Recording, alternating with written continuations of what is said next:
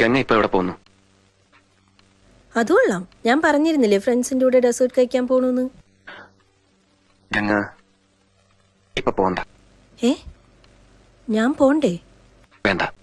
ഞാനിന്ന് രാവിലെയും കൂടെ പറഞ്ഞായിരുന്നല്ലോ. പിന്നെന്താ ഇപ്പോഴും മനമാറ്റം? ഗംഗ ഇപ്പൊ പോണ്ട. അതെന്താ? ഡെസേർട്ട് കഴിക്കാൻ ഞാൻ കൂടെ പോയാല്? വേണ്ടെന്ന് പറഞ്ഞില്ലേ? എന്താ എന്താ ഞാൻ കൂടെ പോയാല്? പോകണ്ട.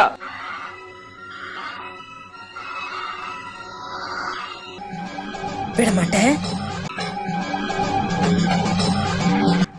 விடமாட்டே. அப்ப நீ என்னை இங்கிருந்து எங்கேயும் போக விட மாட்டே?